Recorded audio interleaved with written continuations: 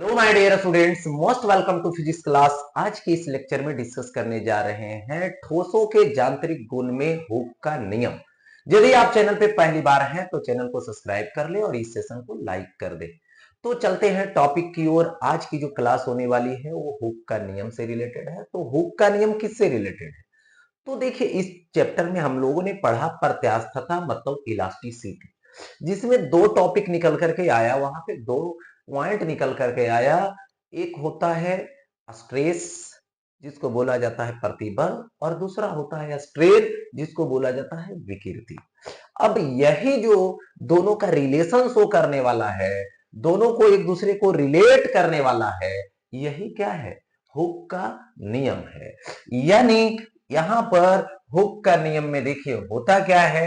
Robert Hooke जी के अनुसार, यानी रॉबर्ट हुक का जी ने एक्सपेरिमेंट में अपने दिखलाए, बतलाए कि यदि लघु विकृतियों की ली जाए, यानी छोटा विकृति ली जाए, तो किसी वस्तु में उत्पन्न प्रतिबल वस्तु में विकृति के अनुक्रमानुपाती होता है, मतलब समानुपाती होता है। यानी ऐसे बोल सकते हैं कि ये जो प्रतिबल होगा, ये जो प्रतिबल होगा वो सीधा समानुपाती होगा। किसका होगा? तो विकृति का होगा। किसका होगा?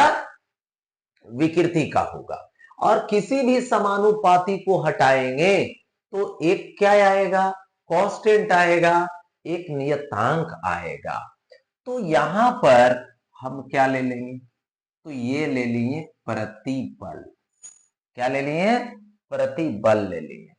तो प्रतिबल भैरिज, भैरिज को यहां पर हटाना है, हटाना है। और यहां पर एक हम कांस्टेंट लाएंगे, एक नियतांक लाएंगे, जिसको ई बोला जाएगा। ठीक है, ई बोला जाएगा, है ना। और यहां पर ये रहेगा, यहां पर ये रहेगा विकृति।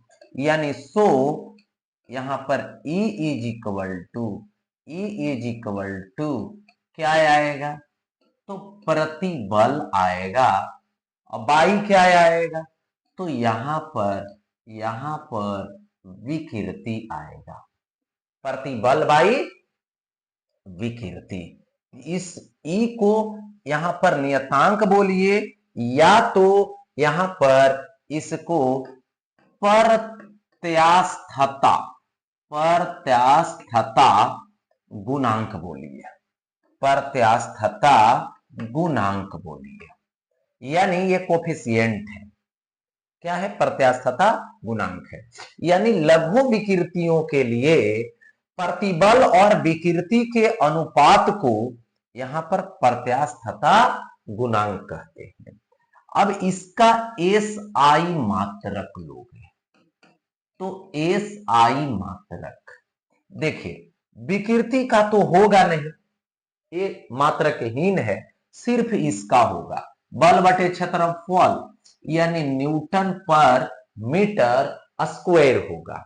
अच्छा, इसका वीमा भी निकालोगे, वीमा, वीमा तो सिर्फ किसका होगा? तो प्रतिबल का बीमा होगा, सिर्फ और सिर्फ प्रतिबल का बीमा होगा। तो प्रतिबल का बीमा कैसे निकालोगे? बल बटे क्षेत्रफल। अब जब सॉल्व करोगे तो एम एल पर पावर -1 टी पर पावर -2 आएगा। अब यहां पे प्रतिबल और विकृति में संबंध को दर्शाता है रॉबर्ट हुक जी का नियम, जो हुक का नियम है। एक बात। दूसरी बात अब ये आता है कि जो प्रतिबल और विकृति होती है वो तीन तरह का होता है। एक होता है अनुदैर्ध्य के लिए, एक होता है आयतन के लिए, और एक होता है अपरूपण के लिए। तो यहाँ पे तीन चीजों पे बारी बारी से हम लोग बात करने वाले हैं। तो सबसे पहले यहां पर देखिए आता है अंग प्रत्यास्थता गुणांक।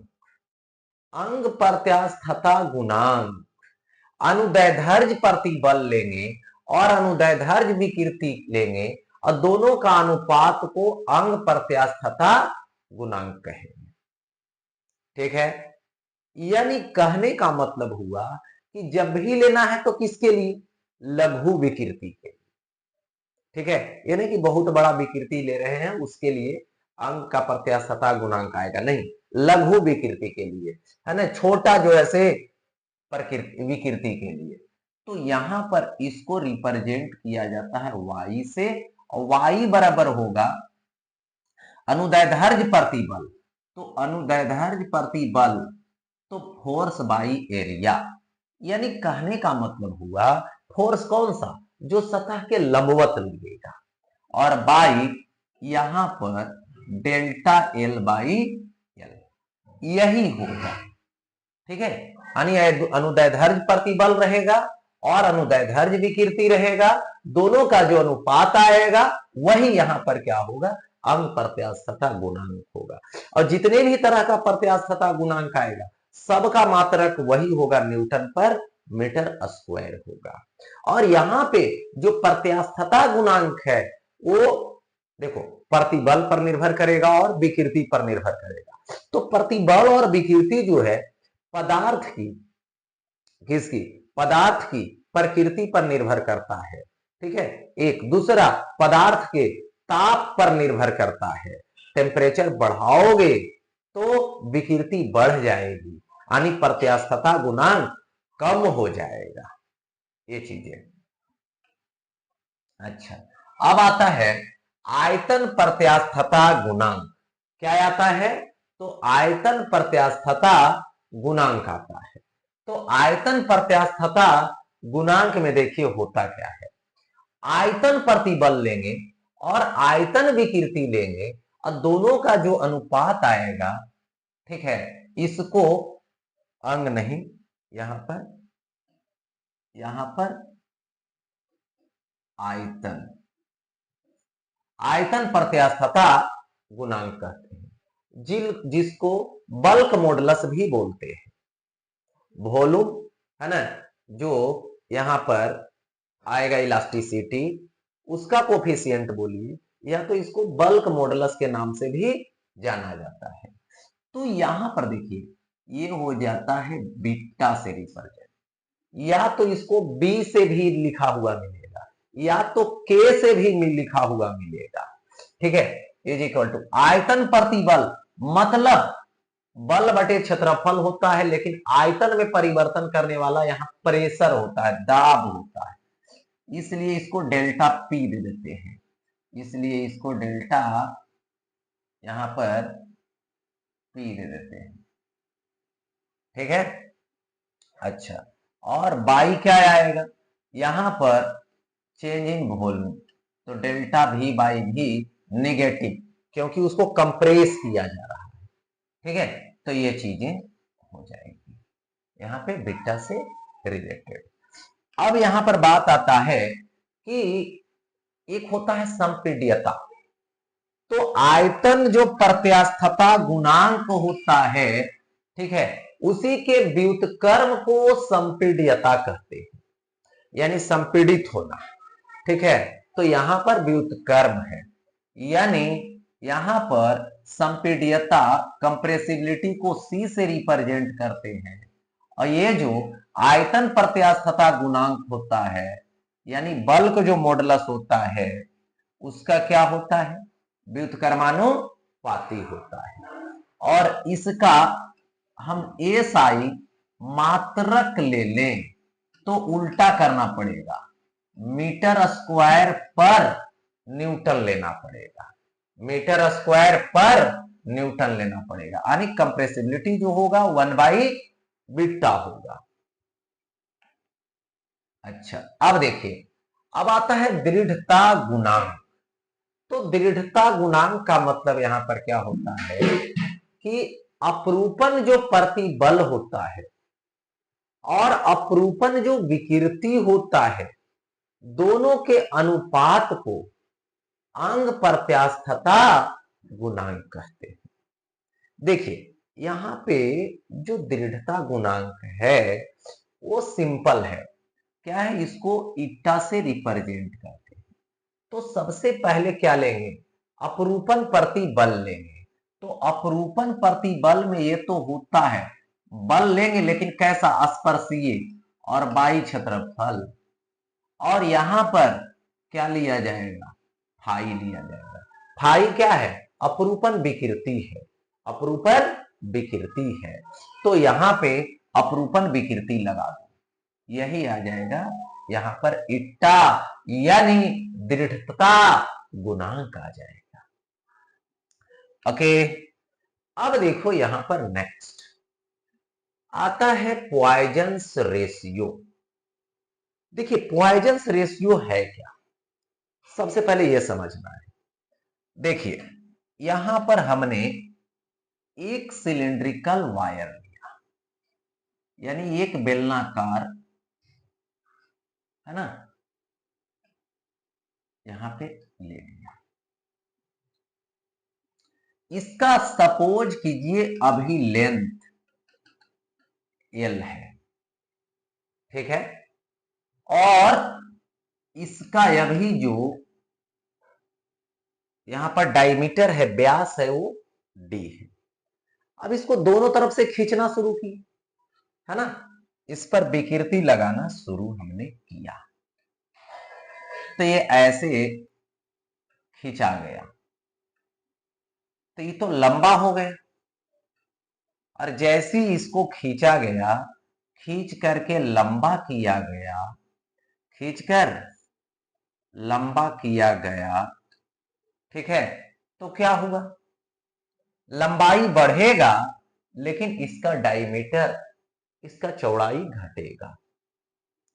तो यहां पर इसकी जो लंबाई है वो एल प्लस डेल्टा एल हो गया, ठीक है, और इसका जो चौड़ाई है मतलब व्यास है, ये व्यास क्या हो गया, डी माइनस डेल्टा डी हो गया, यानी पार्श्व परिवर्तन हुआ डेल्टा डी, यानी व्यास में परिवर्तन हुआ डेल्टा डी और लंबाई में परिवर्तन हुआ डेल्टा एल, ठीक है।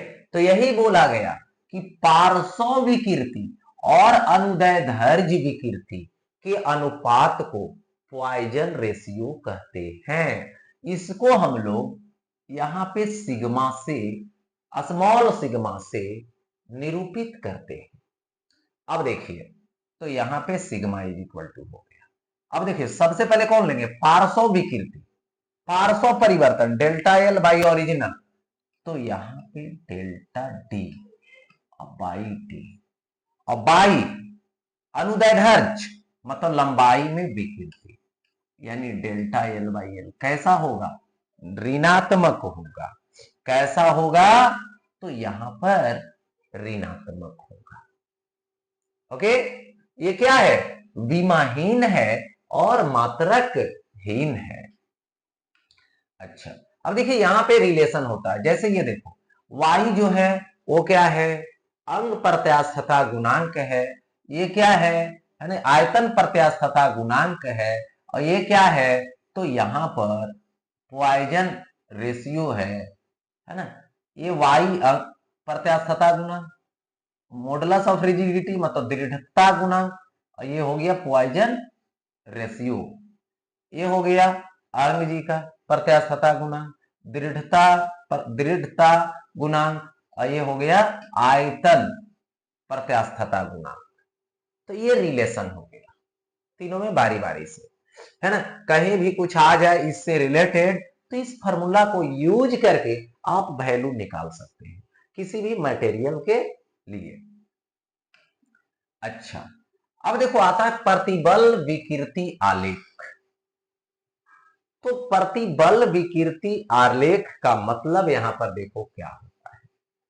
सबसे पहले प्रतिबल लिए हैं और ये विकृति लिए हैं, किसके लिए, धातु के लिए। तो देखिए प्रतिबल और विकृति समानुपाती होता है हुक के नियम के अनुसार, लेकिन छोटा विकृति के लिए, किसके लिए, छोटा सा विकृति के लिए। तो यहां पर O से लेके ए तक क्या है, सीधा समानुपाती निरूपित कर रहा है। इसका मतलब है कि ये तक जो है से क्या होता है, यहां पर क्या शो करेगा आपको, मतलब प्रत्यास्थता का समानुपाती रूप शो करेगा, यानी वस्तु परफेक्टली इलास्टिक होगा, पूर्णतः प्रत्यास्थ के लिए होगा। और जैसे बी पॉइंट के आगे बढ़ जाएंगे तो बी से डी तक जाओगे तो ये जो है से अनुपात गड़बड़ हो जाएगा, और ये जो अनुपात गड़बड़ हो जाएगा तो इसको यहां पर बोला जाएगा प्लास्टिक बिहेव। ठीक है, और फिर भी जो है से और लोड देते गए, प्रतिबल देते गए तो डी पॉइंट तक पहुंचेगा, और डी पॉइंट पर पहुंचने के बाद क्या हो जाएगा, ये टूट जाएगा, ब्रेकअप हो जाएगा, और वहां पर जो प्रतिबल लगेगा डी पॉइंट पर वो फ्रैक्चर स्ट्रेस होगा, मतलब भंजक प्रतिबल होगा, है ना, मतलब तोड़ने वाला प्रतिबल होगा। ठीक है, जितना यहां से बी से लेके डी तक की गैप ज्यादा होगा तो उतना ही उसको क्या बोला जाएगा, डक्टाइल बोला जाएगा, मतलब तन्य बोला जाएगा, खींचा जाने वाला बोला जाएगा।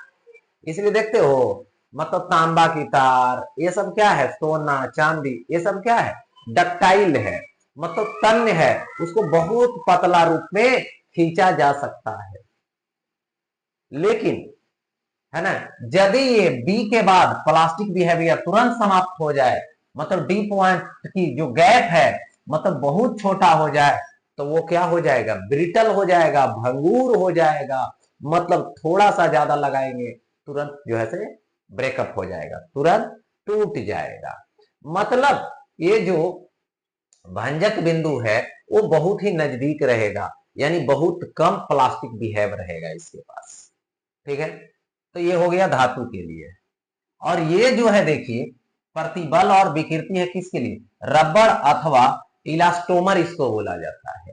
अब देखिए होता क्या है कि इसकी विकृति हुई, प्रतिबल हुआ, गया, जाने के समय एक रास्ता को फॉलो किया, आने के समय एक रास्ता को फॉलो किया। ठीक है, तो इसको बोला जाता है, देखो ये जो कर्व बना रहा है आने जाने का, इसको हिस्टेरिसिस कर्व बोलते हैं, शैथिल्य कर्व बोलते हैं। क्या बोलते हैं, शैथिल्य कर्व बोलते हैं। और इसकी ये क्या रहा, बाउंडेड एरिया रहा, घिरा हुआ क्षेत्रफल रहा। और ये जो घिरा हुआ क्षेत्रफल है वो उष्मा ऊर्जा, यानी ऊर्जा की जो हानि होगी वो उष्मा ऊर्जा के रूप में मिलेगा, और जितना बड़ा क्षेत्रफल बनाएगा उतना ज्यादा उष्मा ऊर्जा की उत्पत्ति होगी, उतना ज्यादा उष्मा ऊर्जा की उत्पत्ति होगी। इसलिए यहां पर शैथिल्य कर्व बड़ा तो ऊर्जा ज्यादा लॉस होगा। इसलिए रबर को बार बार खींचो छोड़ो, खींचो छोड़ो, खींचो छोड़ो, तो क्या हो जाएगा, कुछ ही देर में जो वायर है, सॉरी रबर है, वो गर्म हो जाएगा। ठीक है, इसलिए यहां पर ये चीज है, और थोड़ा सा ज्यादा लगा दोगे तो ब्रेकअप हो जाएगा। तो इसलिए देखिए इलास्टिसिटी जो है वो स्टील का ज्यादा होता है, क्योंकि स्टील जो है वो डक्टाइल ज्यादा है, और रबड़ उसके सापेक्ष कम डक्टाइल है। ठीक है, ब्रिटल में आएगा, ये चीजें होगी। तो यहां पर इलास्टिसिटी से रिलेटेड हो गया, यहां पे कर्व प्रतिबल और विकृति का आलेख से संबंधित हो गया। तो इसी के साथ ये टॉपिक यहीं पे एंड होता है।